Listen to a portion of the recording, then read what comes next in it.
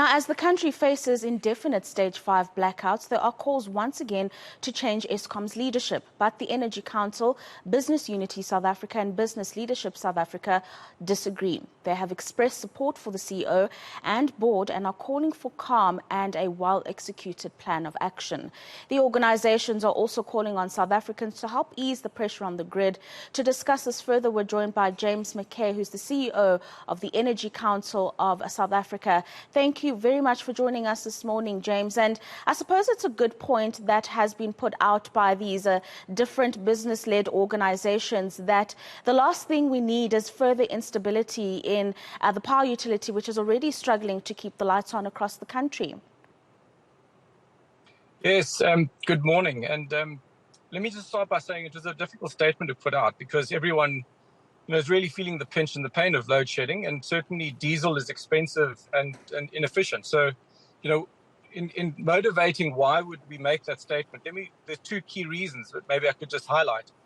Firstly, if we just think of the stage of load shedding, stages 1 and 2 are very much around residential, commercial, and it's very inconvenient, but actually the cost to the economy is relatively low and the risk to industry is relatively low.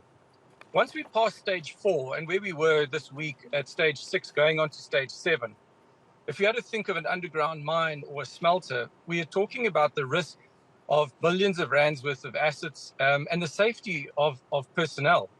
So the escalation in the cost to the economy and the potential impact is significant. Literally, it's kind of probably 10 times in terms of impact. The view is that it could be well over 100 Rand per kilowatt hour as the cost to the economy.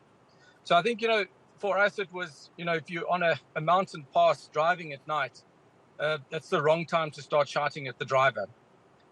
Coach the program, get across, get to safety, get stability.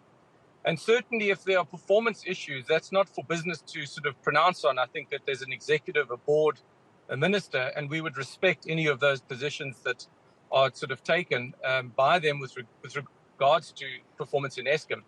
But I do think that at stage 6 and stage 7, we have to recognize that the potential for a massive national crisis is highly elevated. And so that is why we said we think we need to do everything to stabilize the program, support Eskom. And by the way, I just also must say that business does support government in this as well. We support the National Energy Crisis Commission very actively. And so, we can appreciate and understand how the ministers involved here are feeling, very sort of under pressure from these urgent calls for billions of extra rands to be made available to buy diesel. But at stage 6 and stage 7, I think that is the right call, and it's not a time for asking for heads to roll. We've got to push through that, get to stability, and then take it from there. The statement also indicates that Eskom should be taking the necessary steps needed to really stabilize the grid. What would those steps look like in this situation, James, so that we can avoid for the stage 6 and 7 that you've just spoken about in the coming months? I think the immediate things is to stabilize, and for that they do need sort of a reliable supply of diesel. They also made calls to sort of postpone the Koeberg outage, which has been a long time in the planning. And then I think from there it starts going back into the longer term play of trying to fix a number of aspects where we have an energy crisis. And that is not just an Eskom issue. I think that our energy crisis has been probably 10 years in the making. Our renewable energy program is late and slow. The Medupi-Kusile builds were late and very expensive. We've seen state capture. We've seen declining operational and maintenance performance. So this is not something which has happened overnight, and it's going to take us a lot of hard work to fix that, which is why we need a strong Eskom, we need a strong government, we need strong business, but more importantly, we all need to work together and to collaborate to fix this problem. It was not going to happen overnight.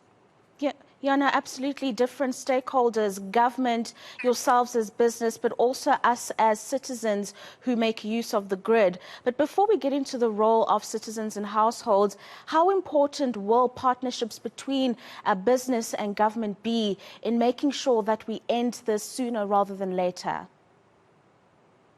I think it's very fundamental because we we can't look at solving the energy crisis through any one technology. We need a mix. We need to significantly scale up our renewable energy build out.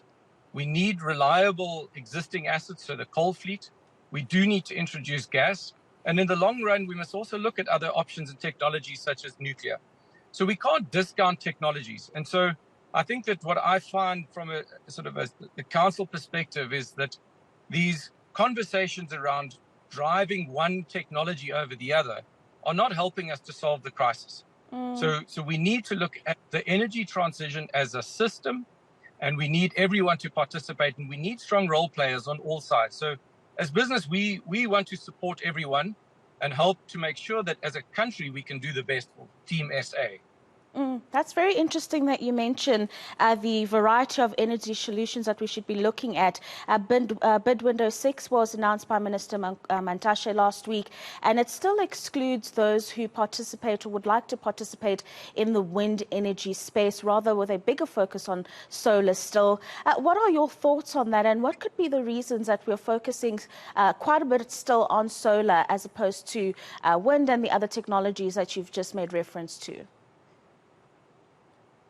I think to make sense of the outcome of Bid Window 6, we just have to put in perspective that as a country, it's in our legislation, we've committed globally, we've signed the Paris Agreement. Every minister agrees, and the president, we must decarbonize, which means we must build a lot more renewable energy very quickly.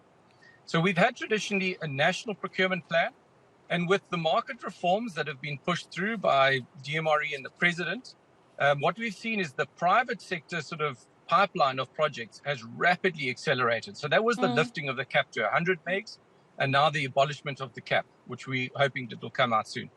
So really what we've seen now is a little bit of a sort of a play between national and private, where actually the private projects are moving much quicker and have taken up the grid connection capacity and kind of shut out some of the national pipeline projects.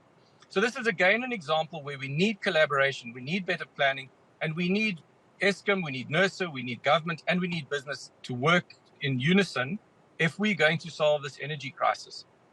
Yeah, and then just a final thought from you, James, if you could, the role that households, ordinary citizens can play in making sure that we are able to create some relief to the grid.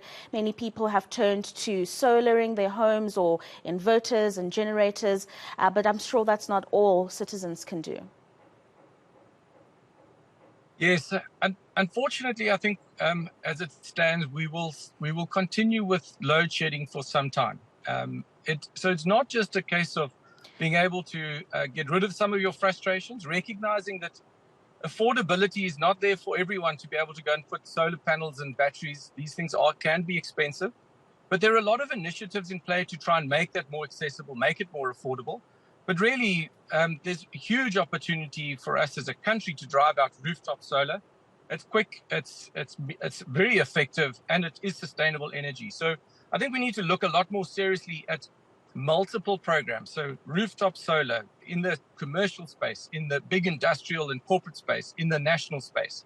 And if we can get a holistic plan running as a country, I think we can very effectively work together. We've got great resources. We have got great sort of skills and ability to move these programs. And there's a lot of international interest to invest and support South Africa. So we really have to focus on getting action and moving a lot quicker. And then I think that we can get there. Thank you very much, James, for those insights. That is James McKay from the Energy Council of South Africa.